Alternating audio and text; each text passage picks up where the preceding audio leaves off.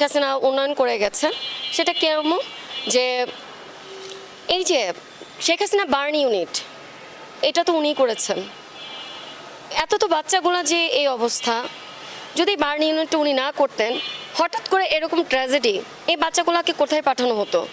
উত্তরা তো মেডিকেল ছিল, ওখানে কিন্তু রাখা হয়নি। আমি কিন্তু ওই দিন ট্র্যাজেডিতে আমি কিন্তু উত্তরা মেডিকেল থেকে কুর্মিটোলা এরপর ঢাকা বার্ন ইউনিটে ছুটে গেছি ব্লাড দেওয়ার জন্য।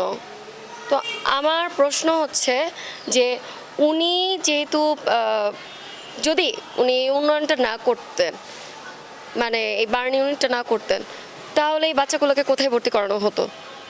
কুর্মিটোলায় কিন্তু সব বাচ্চাদের রাখে নাই, উত্তরা মেডিকেলও সব বাচ্চাদের রাখে নাই।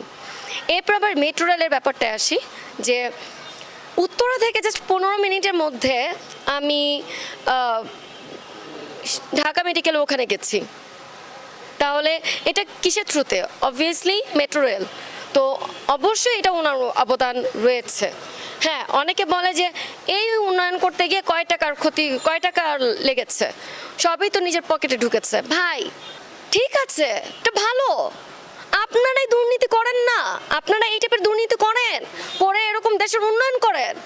উনি তো আপনাদেরই বক্তব্য যে শেখ হাসিনা এই পদ্মা সেতু, এই মেট্রো রেল, বার্ন ইউনিট, এই 2-4 টাকা দিয়ে এগুলা করছে, 10 কোটি টাকা নিজের পকেটে ঢুকিয়েছে, আর 2-4 টাকা দিয়ে এই সমস্ত উন্নতি করেছে।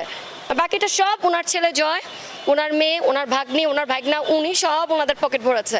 তো এখন কথা হচ্ছে যে আপনি যখন বলছেন আপনিও এরকম দুর্নীতি করেন, দুর্নীতি করে দেশের উন্নয়নটা করেন না, আমি দেখি। আমি বিগত এত বছর তো আমি দেখি নাই এত উন্নয়ন দেশের। তাহলে দেশের বড় রাজনৈতিক দলদের আমি কেন খারাপ বলবো? যেহেতু